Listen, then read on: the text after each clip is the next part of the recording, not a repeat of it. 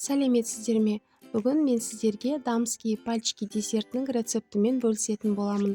Менің каналыма тіркеліп кетуді ұмытпаңыздар. Бізге 10 жұмыртқа, сары май, тұз және шекер керек болады. Сонымен қатар су.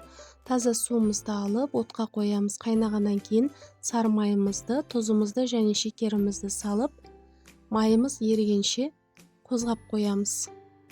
Майымыз толық ерігеннен кейін оттың астын баяу қоямыз. Содан соң ұнымызды толықтай барлығын салып, венчиктің көмегімен комок қалдырмай жақсылап араластырып аламыз. Міне біздің қамырымыздың басы бірікті. Отымыздың асты міндетті түрде өте баяу болу керек. Және де байқасаңыздар, табаның астында осындай корочка пайда болды.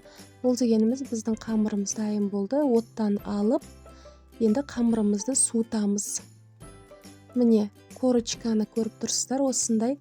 Және де суығаннан кейін жұмыртқамыздың барлығын салып, миксермен бір келкетіп араластырып аламыз. Менде видеода қамырым қатты суып кеткеннен кейін вилканың көмегімен ең алдымен жұмыртқаны бір-бірден салып араластырып алдым. Ал сіздер қамырыңыз главное жұмыртқа пісіп кетпейтіндей жылы болса, сразу жұмыртқаның барлығын салып, миксермен әдемілеп араластырып аласыздар. Міне біздің қамырымыз осындай консистенцияда дайын болды. Енді насадкамызды мешокқа салып, қамырымызды ішіне салып, табағымызға, яғни формамызға пергаментімізді төсеп, қамырымызды құйып шығамыз.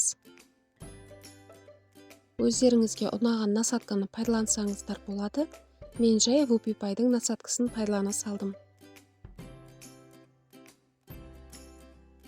Арасын алшақ қылып құясыздар, себебі біздің қамырымызды пешке салған кезде ісініп көтеріледі. Сол кезде бір-біріне жабысып қалмас үшін. Қамырымыздың бетін қасықты сулап алып тегістеп шығамыз. Қызып тұрған пешімізге белгілі бір уақытқа пісіріп аламыз. Қанша уақытта пісетінін описанияға толықтай жазатын боламын. Міне біздің дамские пальчикеларымыз әдемі болып осылай көтеріліп пісті. Мен креміне сгущенка пайдалана салдым.